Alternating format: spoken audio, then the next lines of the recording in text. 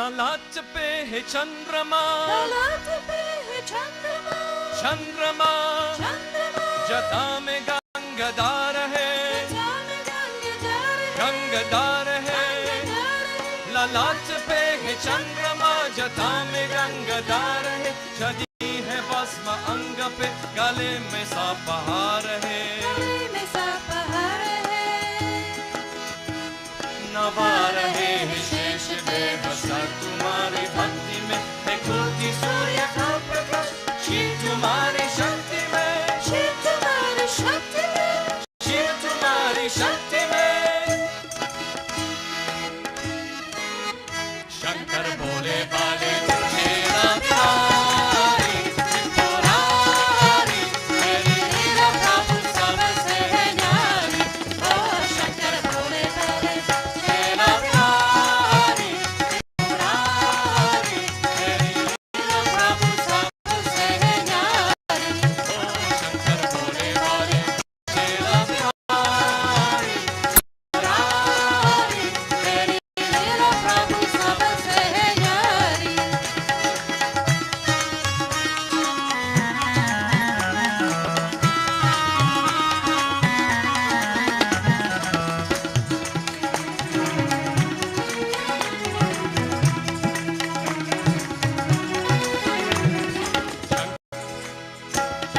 सब देवों में महादेव तू, तुझसा कोई न दूजा। ओ,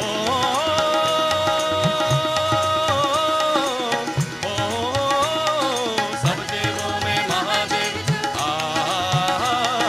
सब देवों में महादेव तू, तुझसा कोई न दूजा। भक्ति भाव से कब करते हैं भगवान तेरी पूजा, भगवान तेरी पूजा। शिव जी तेरा तो है, शिव जी तेरा तो है, रूप निराला भोला भाला, तेरी छाती पे सभी है बलिहारी। ओ शंकर भोले बाले तेरा बिहारी त्रिपुरारी, तेरी लीला प्रभु सबसे है न्यारी। ओ शंकर भोले बाले तेरा बिहारी त्रिपुरारी, तेरी लीला प्रभु सबसे है न्यारी।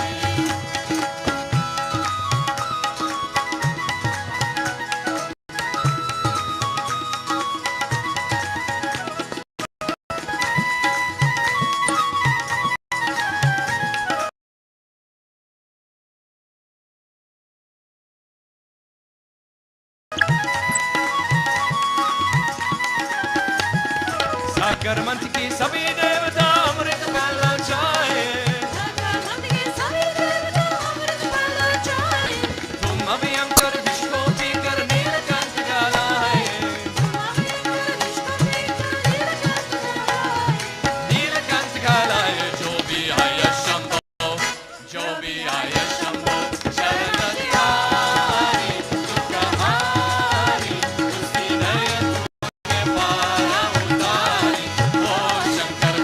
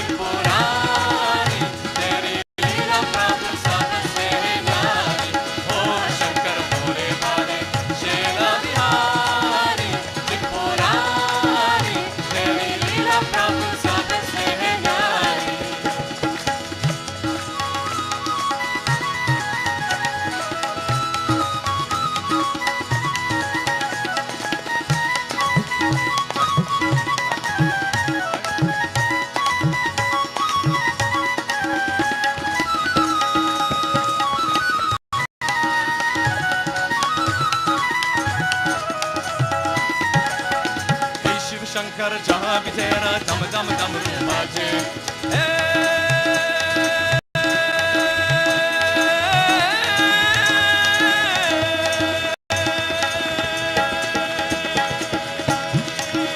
शिव शंकर हे प्रलयंकर, हे शिव शंकर हे प्रलयंकर, हे शिव शंकर जहाँ भी तेरा दम दम डमरू बाजे। करके नाना रूप तेरे कर, संग संग तेरे नाचे, संग संग तेरे नाचे। तेरा किसी ने भी पहला न पाया, कैसी माया भाई तुझको तो न की सवारी। ओ शंकर भोले भाले शेरा बिहारी त्रिपुरारी, तेरी लीला प्रभु सबसे न्यारी। ओ शंकर भोले भाले शेरा बिहारी त्रिपुरारी, तेरी लीला प्रभु सबसे न्यारी। ओ शंकर भोले भाले शेरा बिहारी त्रिपुरारी, तेरी लीला प्रभु सबसे न्यारी। ओ शंकर भोले भाले शेरा बिहारी त्रिपुरारी, तेरी लीला प्रभु सबसे न्यारी। तेरी लीला प्रभु सबसे न्यारी, तेरी लीला प्रभु सबसे न्यारी।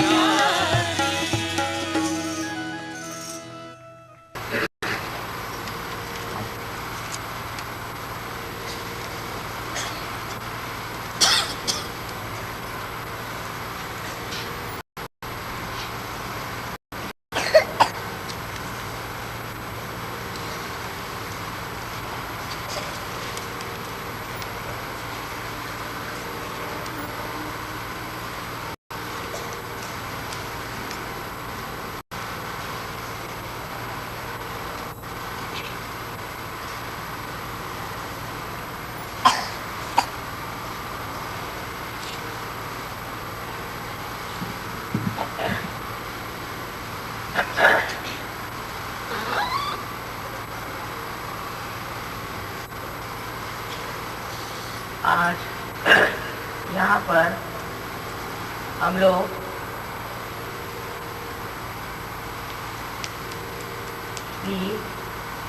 शिव जी की पूजा करने के लिए एकत्रित हुए हैं।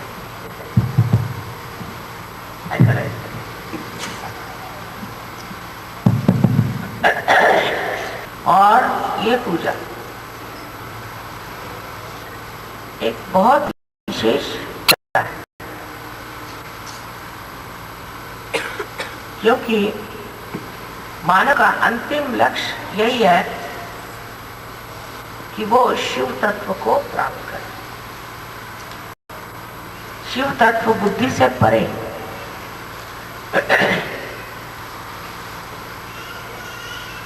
उसको बुद्धि से नहीं जाना जा सकता।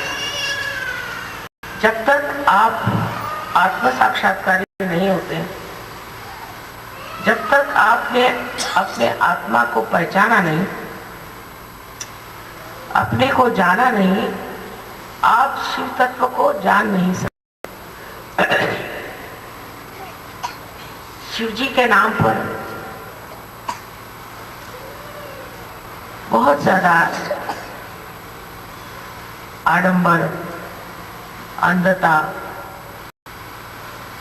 और अंधश्रद्धा फैली हुई। किंतु जो मनुष्य आत्म साक्षात्कार नहीं,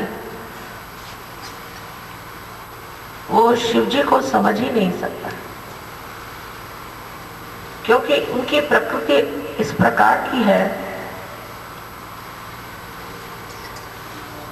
कि वो समझने के लिए सबसे पहले मनुष्य को उस स्थिति में पहुंचना चाहिए जहां पर सारे ही उदात्त, सारे ही महान तत्व अपने आप विराजित है।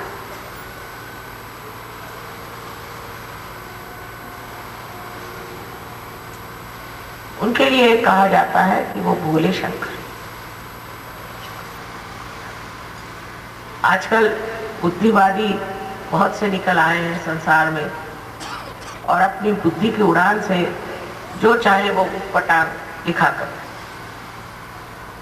और फिर कहते कि ये शिव जी तो भोले हैं। किसी का भोला होना बुद्धिवादियों के हिसाब से तो एकदम ही बेकार चीज है। आजकल जितना आदमी चालाक और धूर्त होएगा वही बड़ा यशस्वी हो जाता है। तो ये भोले शंकर, इनका भोलापन कैसे समझा जाए? आजकल के संसार में तो लोग सोचते हैं जो आदमी भोला होता है वो बिल्कुल नगण्य, बिल्कुल बेवकूफ।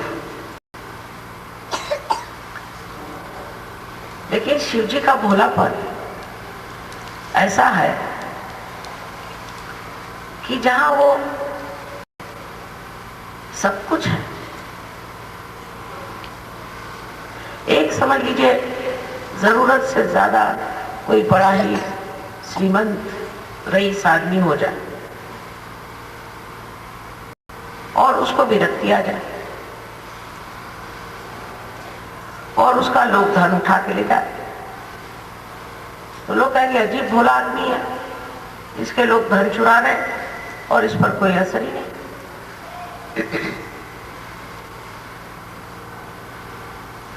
लेकिन जब वो विरक्ति आ गई तो उस धन का उसको जब महात्मा ही नहीं रहा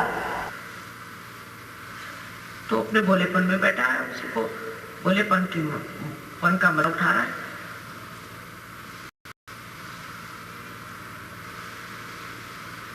जब सब चीजें अपने आप हो ही रही है, सब जब कार्यान्वित ही है,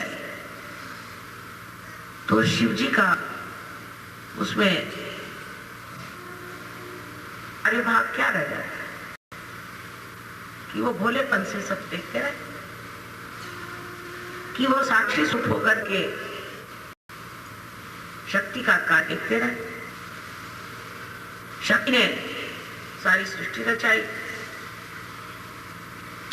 और शक्ति ने ही सारे देव देवताएं बनाए और उनके सारे कार्य बना दिए, उनकी नियुक्ति हो गई। और अब शिव जी को क्या काम? शिव जी को बस देखना मात्र, और उनके देखने में ही सब कुछ आता है। उनके भोलापन का जो असर है वो ये है कि जिस पे उनकी दृष्टि पड़ जाए वही तर जाए।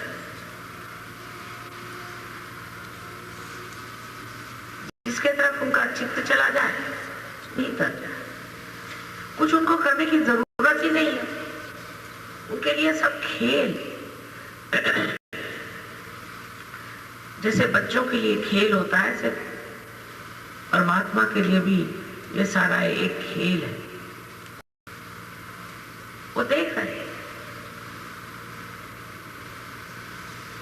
उस भोलेपन में एक चीज और निहित है। जो भोला आदमी होता है, सत्यवादी होता है, अच्छाई से रहता है, वो जब देखता है कि कोई बहुत ही दुष्ट उनसे मुठभेड़ ले रहा है, तब उसको बड़े जोर से क्रोध आता है। भोले आदमी का क्रोध बहुत जबरदस्त होता है। चालाक आदमी होगा तो वो क्रोध को इधर उधर घुमा देगा, उसको कुछ ऐसा बना देगा कि उसकी प्रखर जो कुछ किरणें हैं वो शांत हो जाए। लेकिन भोला आदमी जो होता है वो हंसते ही रहता है कि ये क्या मेरे ऊपर वार कर सकता है। ये शिव जी का जो गुण है वो हम सहयोगियों में आना जरूरी है।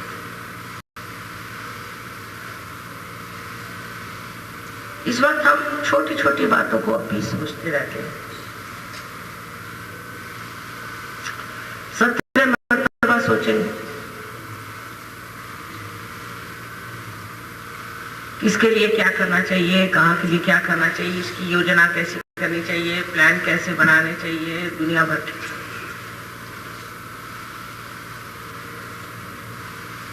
जैसे शिव जी ने शक्ति पर सब छोड़ दिया है, आप लोग भी सब कुछ शक्ति पर छोड़ सकते हैं, लेकिन वो भी फिर एक स्थिति आनी चाहिए, वो भोलापन आपके अंदर आना चाहिए। इस भोलेपन का मतलब यह है कि किसी तरह की नेगेटिविटी आपके अंदर आ ही नहीं सकती, इसीलिए आप बोले हैं। कोई चीज आपको छू ही नहीं सकती तो आप बोले। बेकार में परेशान क्यों ना? सांप लौट रहा है तो सांप को लौटते, जहर पीना तो जहर पी ले। होना क्या है? जो बिल्कुल विशुद्ध है, इसमें कोई भी चीज का असर ही नहीं आ सकता, जो समर्थ है, इसकी शक्तियां स्वयं ही उसकी रक्षा करें, उसका प्रभाव क्या करें क्या न करें।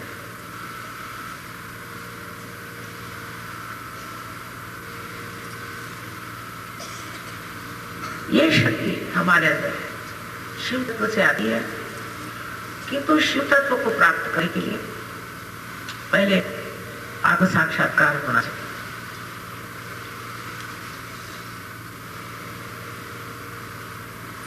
कुंडलिनी जो है वो शक्ति है, और चक्र जो है ये सीढ़ियां, इन सब सीढ़ियों से चढ़ के आखिर प्राप्त एक ही करना है, वो है शिव तत्व। सारे देव देवताओं को इसी में एक संलग्नता है, इसी में एक विचार है कि आप सबको शिव तत्व पे पहुंचा दें। ये उनका कार्य है, और वो उस कार्य में पूरी तरह से लगे हुए। वो ये नहीं पूछते इसमें हमारा क्या होगा, हमारी स्थिति क्या, हमारी पोजीशन क्या, हम कहाँ बैठे हैं, मनुष्य के जैसे नहीं सोचते। वो अंग प्रत्यंग उस शिव के ही है, और शिव तक मनुष्य को पहुंचाने के लिए कार्य तत्पर रहना उनका स्वभाव है। अब उनको कुछ लेक्चर देने की जरूरत नहीं, उनको कुछ बताने की जरूरत नहीं। उनके जो काम है वो बंधे हुए हैं, वो अपने काम पूरी तरह से करते हैं और उसमें बंध गए। अब उनका जो वो काम है वो भी एक अकर्म सा है, वो भी एक अकर्म है। वो सोचते नहीं कि हम कुछ काम कर रहे हैं। जैसे ये प्रकाश आप कोई बिजली से आ रहा है और उसमें जड़ होने के कारण कोई शक्ति नहीं कि वो सोचे।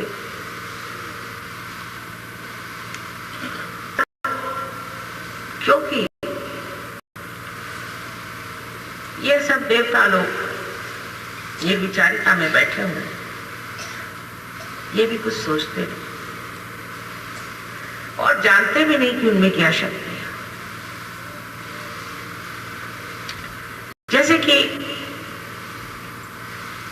खाने की चीनी है, शुगर है, साकर, वो सब मिठास देती है, और वो नहीं जानती कि उसके अंदर मिठास है। इसी प्रकार सहयोगी जब कार्यरत होते हैं तो वो ये नहीं जानते कि हमारे अंदर ये शक्ति है इसलिए हम कार्यरत हैं, बस हम हैं कार्य। जिस वक्त आप लोगों के दिमाग में ये बात आए कि हमने ये कार्य किया, हमने वो कार्य किया, हम लीडर हो गए, हम ये हो गए, तब सोचना चाहिए कि आप सहयोगी नहीं। सहयोग में मनुष्य अकर्म में आ जाता है, वो करते रहता है, दिखने को लगता है कि ये उसको ज्ञात नहीं होता कि वो कुछ कर्म कर रहा है। उसका प्यार, उसको मालूम नहीं होता कि वो प्यार कर रहा है, पर लोग जानते हैं वो बहुत प्यार कर रहा है।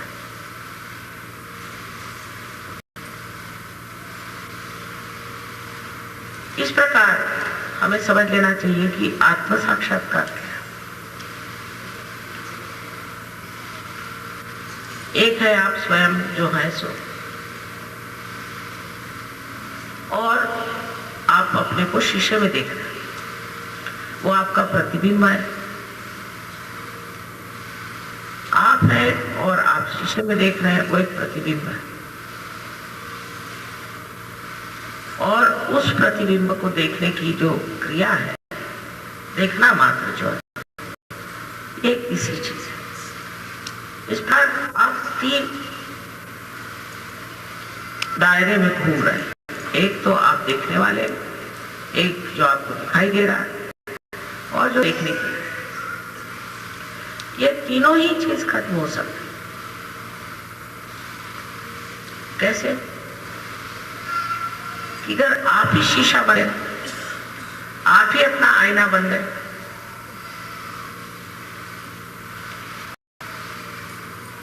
फिर आप अपने को देखने लगे, आप अपने को जाने लगे। यही तुकाराम ने कहा कि जब आपने अपने को जान लिया, फिर और जानने की जरूरत ही क्या है।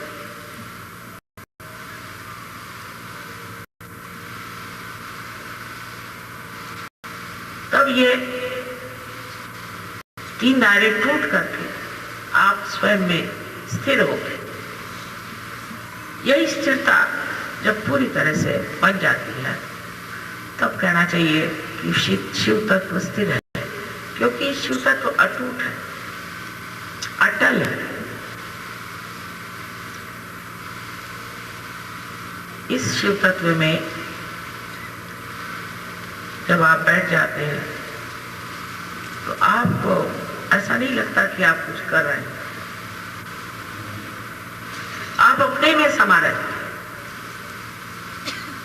फिर आप ये भी नहीं खोजते हैं कि मुझे कुछ और करना चाहिए। जैसे आजकल बहुत से लोग कहते हैं हम बोर हो गए, क्योंकि आप अपने को देख नहीं सकते, आप अपने साथ रह नहीं सकते। आप अपने साथ 5 मिनट बैठे तो आपके तो भाग खड़े हो जाए। और मेरे लिए तो अपने साथ बैठना सबसे बड़ा,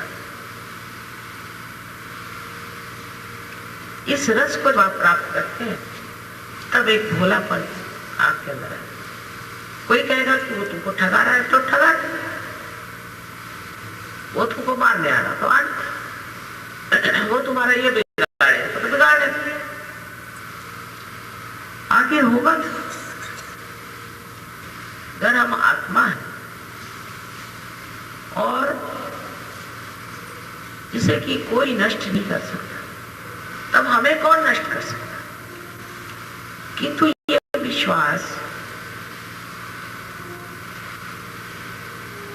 हमारे अंदर बैठना बड़ा मुश्किल है। आत्म साक्षात्कार के बाद आप सहयोगी हो गए, लेकिन शिव योगी होने के लिए परम विश्वास है। अब जैसे कोई साहब जा रहे हैं तो कह ले भाई वहां कर्फ्यू, हम कैसे जाएं? आप सहयोग। आज तक इस बंबई शहर में कोई भी सहयोगी को नुकसान नहीं। आप भूल गए, आप सहयोगी हैं। आपके आगे पीछे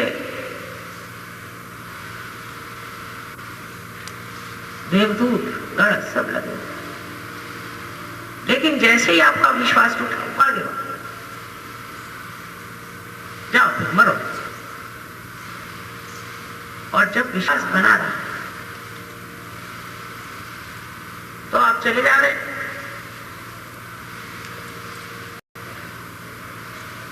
किसी को आप दिखाई भी नहीं देंगे, और जिनको दिखाई देंगे वही पार हो जाए। ऐसे नाना भी प्रश्न हमारे अंदर आते हैं, क्योंकि हम मानव है। अभी और तरह तरह की असुरक्षितता, इनसिक्योरिटीज हमारे अंदर बनती और उनकी वजह से हमारे विश्वास जो है टूटते जाते। दूसरी बात कि हमसे कोई गलतियां नहीं होती, ऐसी भी बात नहीं। कुछ गलतियां हो जाती, उस गलतियां होने के फलस्वरूप एक तरह का हमारे अंदर भय आता है। लेकिन शिव जी की विशेषता यह है कि वो क्षमाशील है, क्षमा के सागर। आपके गलतियां तो भी कुछ नहीं, एक बार आप उसके दरवाजे में बैठे हैं तो क्षमा कर देते हैं आप पूरी तरह से। तब आपको भय क्यों हो? दूसरा वरदान उनका है निर्भयता। बिल्कुल निर्भय होना चाहिए। उनकी कोई सेना नहीं है। आपने तो जाना ही है कि जिस वक्त अपनी बारात लेके वो पहुंचे थे तो पार्वती जी को तो शर्म आ रही थी कि कोई एकाक्ष लेके पहुंचे, कोई लंगड़े, कोई पागल दिखने वाले हिप्पी जैसे लोग कुछ होगा, साथ में अजीब सजीब लोगों को लेकर पहुंचे बारात।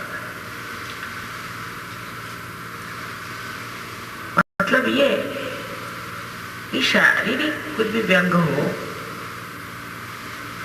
और जनसाधारण के लिए ऐसे लोग कुछ विक्षिप्त से लगे और विचित्र से लगे, अवघड़ लगे, लेकिन उनके अंदर शब्द। इसीलिए शिव के कोई भी प्रावधान की जरूरत नहीं। उनके मंदिरों में कुछ सोने चांदी के चढ़ावे की जरूरत नहीं। मुक्त बैठे, किसी भी चीज में ऐसी शक्ति नहीं कि उनकी शोभा बढ़ा, ऐसी कोई संसारिक दृष्टि से मूल्यवान कोई सी भी ऐसी वस्तु शिव जी के लायक नहीं। इस तत्व को हमारे अंदर आना बहुत जरूरी है। आज समाज में, संसार में अगर देखें तो पैसे का मूल्य जरूरत से ज्यादा है। हर आदमी पैसे का ही मूल्य देखता है। किस चीज में पैसा मिलेगा, क्या करने से पैसा मिलेगा।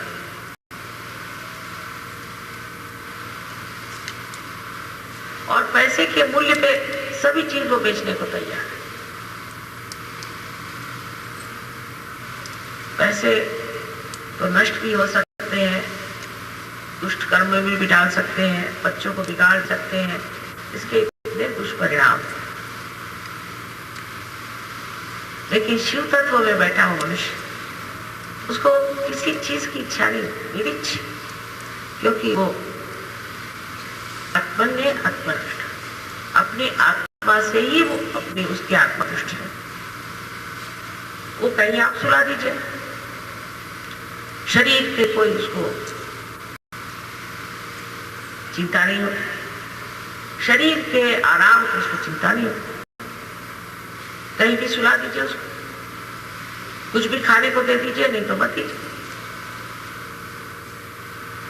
और फिर जब ये दशा आ जाती है तो वो सभी चीजों पर अधिकार करती। जैसे आपने ऐसे आदमी खाने को नहीं दिया, भूखा रखा,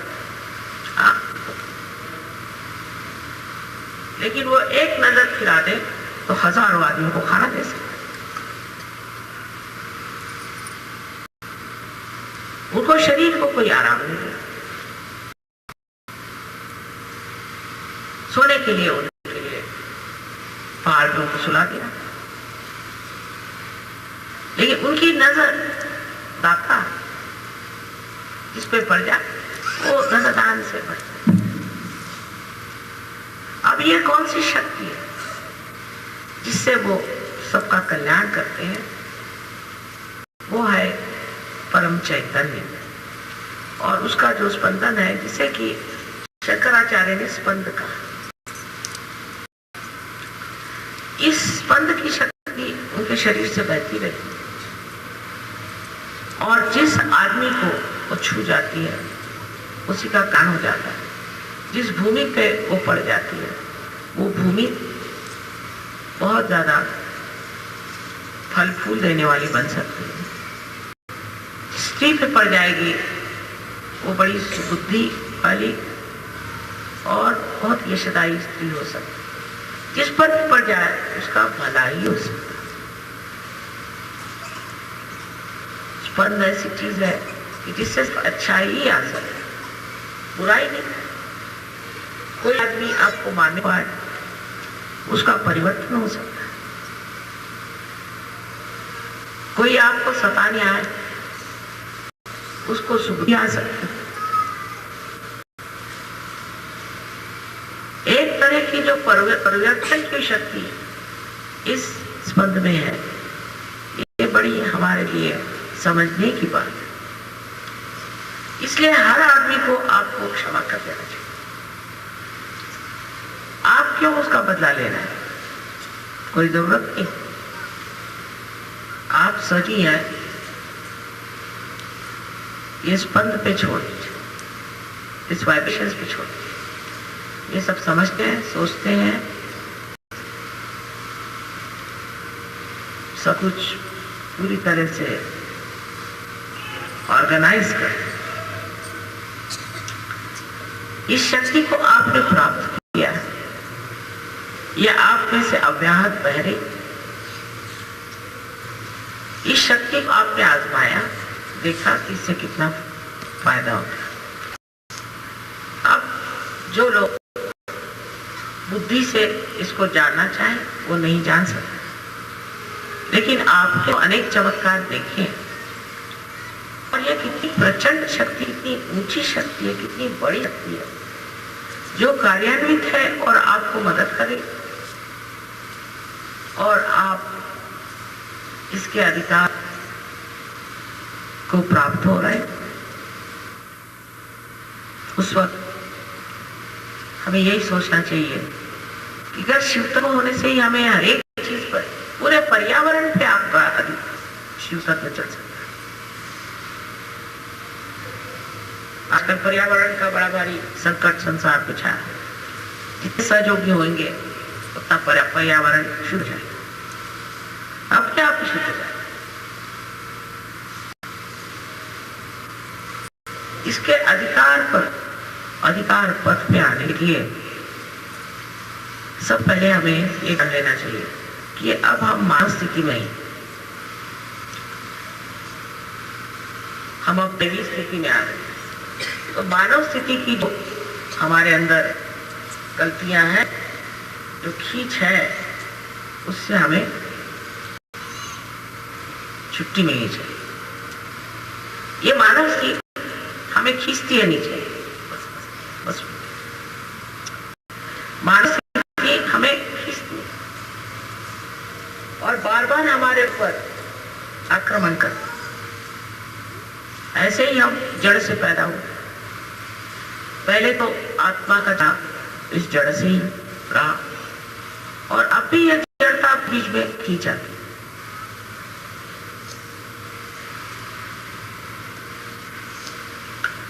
अनेक तरह से। इसीलिए पहले जमाने में उन्होंने बनाया था कि उपास करो, फिर जमीन पे सो, फिर संन्यास लो, और द्वार छोड़ के भाग कर जाओ, हिमालय में रहो और मर जाओ क्योंकि किसी को कुछ खा नहीं खा नहीं। पर सोचते थे लोग कि इस तरह के अनेक जन्मों में तपस्या करने से अंत में आत्म साक्षात्कार को लेकिन आज का सहयोग ऐसा है जहां आप पहले अपने आत्म साक्षात्कार प्राप्त करें। मराठी में आदि कलश मरुपाया कि मंदिर का कलश बनाओ और फिर फाउंडेशन को बनाए, क्योंकि बहुत लोगों को कराना है और जिसकी जरूरत है, यही तरीका हमने ठीक समझा। और हिमालय में जाए बगैर, अपने खाली में रहे छोड़े बगैर, कुछ ऐसी आंख उठाए बगैर ही आप लोगों ने आत्म साक्षात्कार को प्राप्त किया। ये तो बात ही है। और आप से स्पंद बहने लगे, आप में स्पंद की शक्ति क्या, यह तक तो कुंडली है, काम कर। अब आगे आपको काम करना है, और वो काम क्या है? पहले तो अपनी ओर देखना। जब आप शीशा हो गए तो अपने शीशे को, जो आप शीशा है तो आप अपने को देखिए, पहले अपनी ओर नजर कर लीजिए कि मैं अभी एक सर्वसाधारण मानव के जैसे रहता, शराब छूट गई, सिगरेट छूट गई, गालियां मुंह से निकलना बंद हो गया और स्वभाव भी बहुत शांत हो गया, चेहरे पे भी मासूमियत आ गई, भोलापन आ गया, सब कुछ हुआ। लेकिन अभी क्या, मैं अपने को देख सकता हूं क्या? मैं अपने को अपने मजे में रख सकता हूं कि मैं बोर हो जाता हूं? पहली चीज इसी से देख लीजिए, आप बोर हो जाते हैं।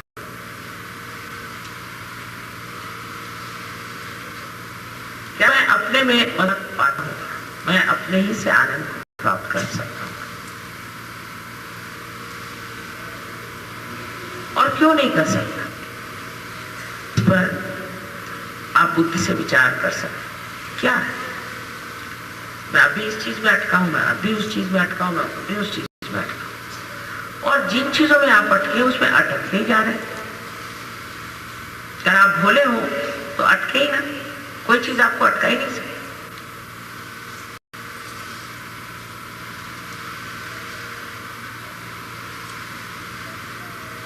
और जिन चीजों में आप अटक रहे थे वो आपको बांध लेगी और फिर से आप में वही मानवीय जीवन शुरू हो जाएगा।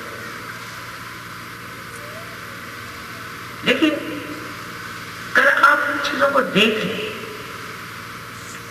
हाँ ये चीज हमें अटका रही है, ये हमारे अंदर एक चीज है, देखने से ही ये चीज गिर जाएगी। इसके और दृष्टि करने से ये चीज चलेगी। अगर हमें एक नया संसार बनाना है, एक बहुत सुंदर ऐसी विश्वात्मा की इच्छा है, एक विशेष तरह की पीढ़ी तैयार है, विशेष तरह के लोग तैयार हैं, ऐसे जन हो कि जो खालिस, इसके बारे में अनेक संसाधनों ने और सबने इच्छा की थी, वो अगर आपको करना है तो फिर ये जरूरी है कि आप अपने शिव तत्व को ठीक करें। शिव तत्व में आप जान लेंगे कि आप में अब भी क्या क्या चीज घुसी हुई। जैसे आजकल हिंदू मुसलमानों का झगड़ा चल, कोई हिंदू हो जाने से शिव तत्व नहीं पाता, न मुसलमान होने से नहीं पाता, न ईसाई होने से पाता है और नहीं कुछ होने से पाता है। ये सब बाह्य के आडंबर है।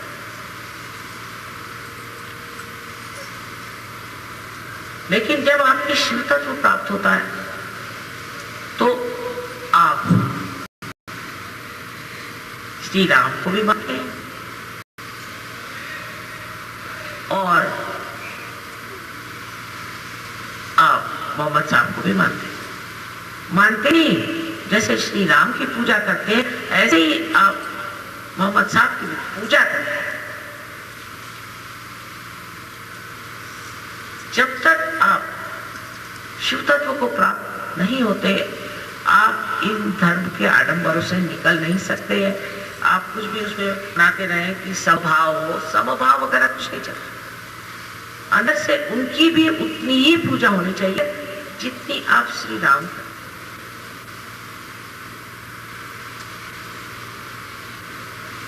जो रहीम है वही शिव है, और जो रहमान है और जो अकबर है वही विष्णु। तब फिर ये अंदर की जो भावनाएं हैं ये ऐसी विकसित हो जाएंगी कि आपके अंदर से धर्म का सुगंध बहेगा, न कि वैमनस्य। पर ये चीज घटित होने के लिए मुझे तो सहयोग के सिवाय कोई मार्ग दिखाई नहीं। जब तक सहयोग नहीं होगा तब तक लोग ऐसी पूजा करेंगे। क्या मुसलमान राम की पूजा करेंगे और क्या हिंदू मोहम्मद साहब की पूजा करेंगे? हम लोग तो करते, मोहम्मद साहब की भी, अली की भी, फराबी की भी, बुद्ध की, महावीर की पूजा करें, क्योंकि ये सब पूजनीय है। हम कौन होते हैं किसी को बड़ा छोटा करने वाले? पर जब शिव तत्व के सागर में आप खुल जाते हैं तब आपको पता होता है कि ये सब शिव तत्व के ही अंग प्रत्यंग है, और ये सब अपने ही है, हमारे ही अंदर है। जब तक इस तरह से धारणा हमारे अंदर नहीं होती, हाँ हो सकता है कि सहयोग का कार्य कुछ कम तेजी से चले और वैमनस्य से बहुत जल्दी चल सकता है, लेकिन सहयोग ठोस चीज, असली चीज। और ये जो बाह्य की चीजें हैं ये थोड़ी देर के लिए आई गई, खत्म हुई, मारा पीटी हुई, सब कुछ हुई। आश्चर्य की बात यह है कि प्रदेश में सहयोग इतने जोर से फैल रहा है, इतनी गहनता से भरा है, बड़े गहन लोग, बहुत ही गहन। रोज ध्यान करना, रोज अपने और नजर करना, बहुत ही गहन लोग हैं। इन लोगों से हमें सीखना चाहिए। आखिर इन्होंने तो कभी शिव जी का नाम भी नहीं सुना। ईसा मसीह के सिवाय इन्होंने शिव जी का नाम भी नहीं सुना, ये तो जानते भी नहीं थे। फिर ये इतनी गहनता में कैसे उतरे?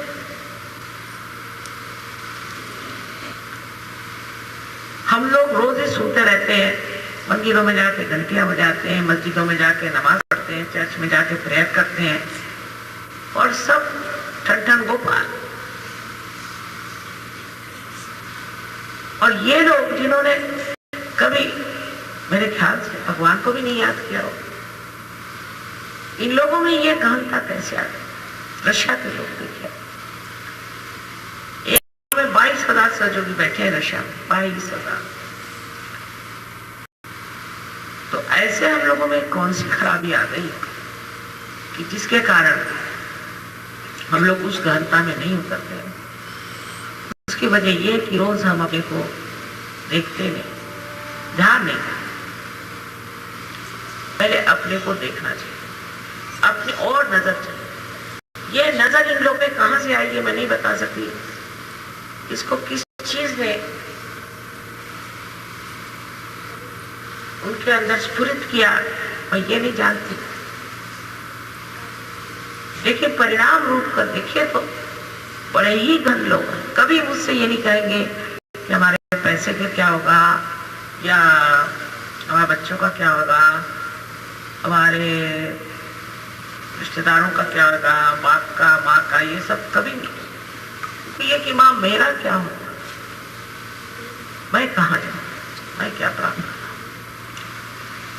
और ऐसे ही वो इस तत्व में आ गए, उनके सारे प्रश्न अपने आप ही हल हो गए, क्योंकि शिव तत्व में शक्ति ही है कि वो सारे प्रश्न पूरी कर रहे। उनके प्रश्न अपने आप ही हल हो जाते। वो कहते कि हम प्रश्न करने से पहले ही प्रश्न हल हो जाते।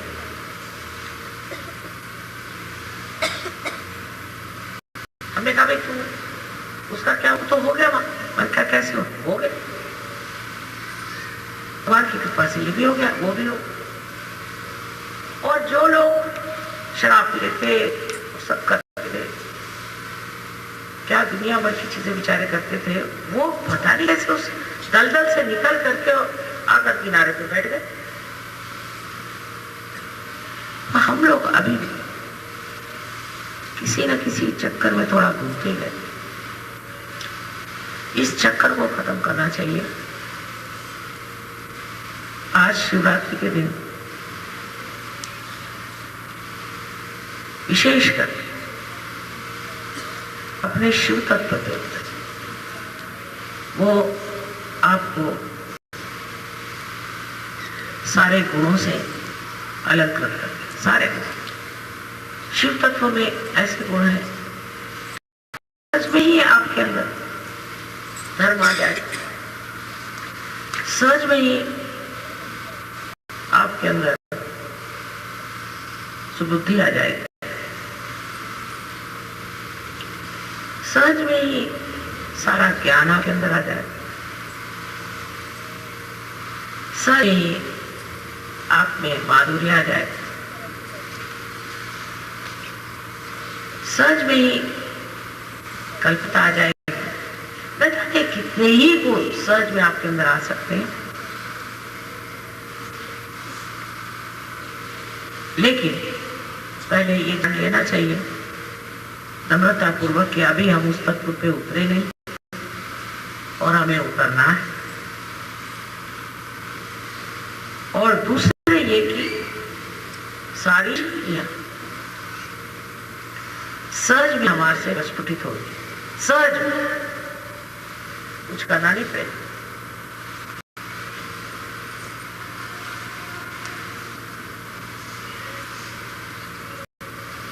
इस तरह से हमें अपनी ओर देखना चाहिए कि अब मेरे पति नहीं सहज करते, नहीं करने दो। मेरे बेटे नहीं सहज करते, नहीं करने, किसी पे जबरदस्ती छुपा नहीं सकते सहयोग की।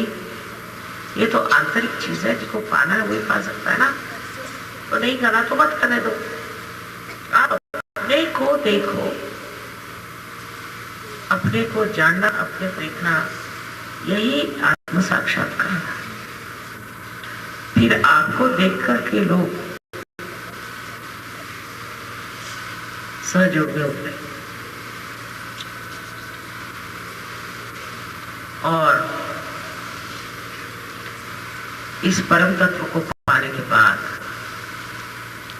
आप लोग कितने शक्तिशाली हो जाएंगे कि न जाने कितने लोगों को आप परिवर्तित कर दें, ये संसार बदल दें। ये संसार बदलने की है। मैं कहती हूँ कोई कहेगा कि अगर डेमोक्रेसी हुई तो डेमोक्रेसी की ये खराबी है। तो खराबियां डेमोक्रेसी की नहीं, वो खराबी इंसान की है, जिसको इब्राहिम लिंकन ने सोचा कि सभी शिव तत्व पे बैठे। कोई सी भी चीज आप ले आओ वो खराब होनी ही होगी, उसमें बिगाड़ आना ही हुआ, क्योंकि उसमें बिगड़ने के तत्व है। जैसे हम लोग अचार बनाते हैं ना घर में, तो बहुत उसको सफाई करके धोकर सुखा करके ऐसा बनाते उसमें कोई कीड़ा मकोड़ा कुछ नहीं रह जाए, कोई ऐसी चीज रह जाए जैसे अचार खराब हो। वैसे ही हमारा ऐसे लोग हैं ना। कोई सा भी आप समाज बनाओ, कोई सी भी आप चीज बनाओ, वो सब का यही होने वाला है, क्योंकि उसके अंदर दोष है। जब तक मनुष्य के अंदर दोष रहेगा, ये जो भी चीज वो बनते रहेगा उसमें दोष आना ही हुआ।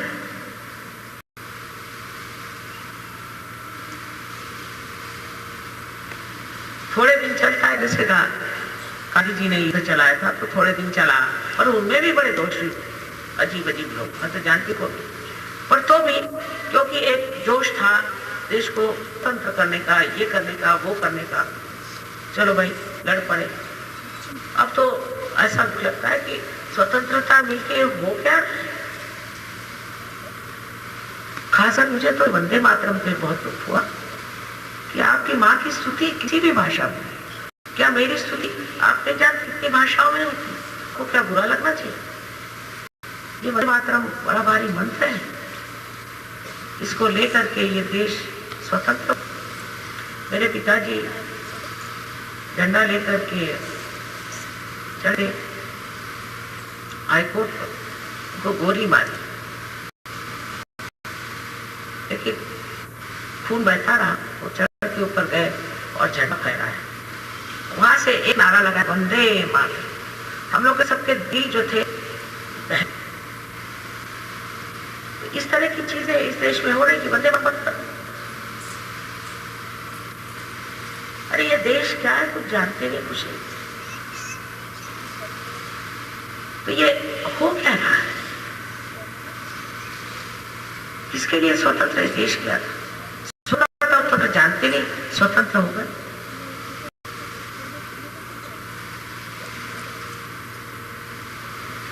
इस तरह से हमारे अंदर की जो गहन उदात्त भावना है, उन भावना को ही पालने वाले शिव है, जो हृदय में प्रेम है और जो सबके प्रति एक आत्मीयता है, वो देने वाले शिव हैं, जो हमें ऐसी शक्ति देते हैं कि हम अपने प्रेम को और अपनी आत्मीयता को एक बड़ी आह्लाददायी चीज समझे। एक तरह का आह्लाद, जैसे वंदे मातरम कहते ही जो एक आह्लाद हृदय में होता है, वो शिव तत्व से होता है। आज शिव जी की स्तुति गाते हुए वही आह्लाद आप लोगों में, आपकी माँ की स्तुति कोई गाता है तो वही आह्लाद, ये शक्ति शिव हमें। इसीलिए आनंददायी उन्हें कहें। आनंद में बहुत सारे अंग हैं। आनंद में जो निरानंद है, उसमें सिर्फ आनंद, उसमें बहुत सारी चीजें। आत्मानंद है और अनेक तरह के उसमें आनंद, आह्लाद है। लेकिन आह्लाद जो है, ये हमारे भावना से जुटा, भावनाओं से, भावना में उभरता है। जो भावनाएं हमारे अंदर बंधी हुई है, जैसे कि एक फूल से उसका सुगंध मुखरित होता है, उसी प्रकार हमारे हृदय में जो भावनाएं हैं किसी चीज के प्रति, अत्यंत अच्छी, उदार, प्रेममय, सुंदर ऐसी भावनाएं हैं, शुद्ध भावनाएं हैं। उस भावना का जो सुगंध है वही आह्लाद, जिससे हम उस आह्लाद में आनंद में, और फिर किसी चीज की जरूरत नहीं। इसको उभारने वाले, इसको जतन से रखने वाले और उचित समय पर इसका अनुभव देने वाले ये चिड़ी ही है, क्योंकि यह स्पंद के माध्यम से हमें दे। अभी भी किसी भी बड़े संत साधुओं का नाम लो, सारे बदन पे जैसे कांटे खड़े हो जाते हैं, सिहर से आ जाते हैं, एकदम से ये स्पंद, ये वाइब्रेशंस जोरों में बहना शुरू हो, किसी का भी नाम से। अब ये इन बुद्धिवादियों को क्या समझाए, तो आगे भी है और जो कुछ बचा वो घोड़े। इनके खोपड़े में कोई चीज घुसा नहीं सकती, घुसाने की कोशिश मत करो। आपको चाहिए कि आप अपना ही जीवन इतना सुंदर, ऐसा समाज बनाइए कि ये पीछे रहे और ये देखे कि ये समाज क्या है। इन अपने बुद्धि चातुर्य से इन्होंने लोगों को अपने अंदर फंसा, कितने भी लोगों को फंसा रहे, उसमें भी झगड़े वगड़े चलते रहते हैं, इधर से भागना उधर से उधर आना, कोई इधर गया कोई उधर गया, लेकिन आपका अगर समाज ऐसा बने जो आज बना हुआ है, आपस में हमारे कोई झगड़े नहीं, ऊंच नीच नहीं, कुछ नहीं, अल्लाह तआला की बात। अभी एक साहब बता रहे थे कि दिल्ली में कोई सहयोगी मिल गए तो वो बहुत बीमार, तो उनके उत्तर क्रिया में कोई नहीं आया, उनके रिश्तेदार नहीं आए, सब सहयोगियों ने अपनी तरफ से किया। एक चीज कहीं हो जाती है यहाँ तो दुनिया भर से लोग उससे दौड़ने लग जाते हैं उसकी मदद के लिए। कोई ये नहीं सोचता कि ये मेरा रिश्तेदार है कि नहीं है, जिसे निर्वाज प्रेम है, इसलिए कि सहयोगी हम भी सहयोगी, बस हमारी एक माँ है, सब एक साथ, एक दूसरों को मदद करने के लिए, एक दूसरों को संभालने के लिए, संभालने के लिए। आपको जो उद्यत करते हैं, उधर आपको मोड़ते हैं, आपको खींचते हैं, वो शिव तत्व।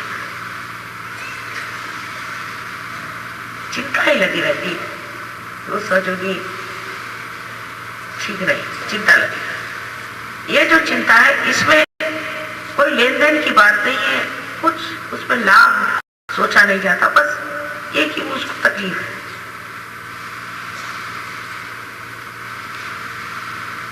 ये जो नितान आपस की जो खींच है, जो आत्मीयता है, ये आप शिव तत्व से प्राप्त कर सकते, और किसी भी तत्व से आप प्राप्त नहीं कर सकते।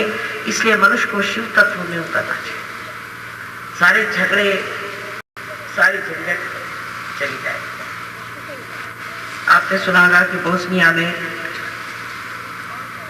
200,000 लोग भूखे मर रहे हैं, मुसलमान, क्योंकि मुसलमान। बहुत आंतरिक बात, तकलीफ की बात है। 200,000 लोग बस खाने पीने को नहीं, वो बर्फ पिघला के वो पानी पी रहे हैं, और जब लोग मर जाते तो उन्हीं का गोश्त खा रहे हैं। इतनी दुर्दशा में लोग हैं और किसी को उनके प्रति आत्मीयता नहीं, कोई उनको समझता नहीं कि वो लोग मर रहे हैं। मुसलमान देशों में इतना पैसा है, कोई नहीं जाता उनको बचाने के लिए, किसी ने कुछ नहीं किया, मर रहे हैं बेचारे। ये सब खत्म हो जाएगा जिस दिन संसार में शिव तत्व प्रस्थापित होगा, ये सब ठीक हो जाएगा, फिर सब सहयोगी हो जाएंगे, सब विश्वधर में उतर जाएंगे, ये झगड़े सब खत्म हो जाएंगे। कहते हैं कि 8-9 साल में ही ये सब घटित होना है। देखिए कितने लोगों की समझ सहज तक पहुंचती है, इतनी समझदारी लोगों में है कहाँ। आप लोगों पे निर्भर है कि आपके शिव तत्व के प्रकाश से दुनिया प्रभावित हो जाए, और ये जो हमें आफते दिखाई दे रही है, जो मनुष्य की ही मूर्खता से पैदा हुई है, वो पूरी तरह से नष्ट हो जाए। आज शिव जी को यही मानना है कि ये शिव तत्व हमारे अंदर स्थापित हो। यही एक प्रार्थना शिव जी से करनी है कि शिव तत्व को हमारे अंदर आ जाए। बहुत लोग पैसा कमा लेते हैं, बहुत लोग बड़ी बड़ी पोजीशन में चले जाते हैं, बड़े बड़े उनको किताब मिलते हैं, सब कुछ होता है, ये तो मिलते ही रहता है। लेकिन आज का जो आंदोलन है, आज की जो क्रांति है, वो क्रांति मनुष्य के परिवर्तन की और सारे संसार को ठीक करने वाली है। और उसके लिए कोई त्याग नहीं करने का कि मैंने ये त्याग किया, मैंने वो त्याग किया, जा अपने आप छूट गया। जब सब कुछ छूट गया तब फिर परेशानी किस। इस शिव तत्व में आप सब लोग उतरे, ऐसा ही हमारा आशीर्वाद।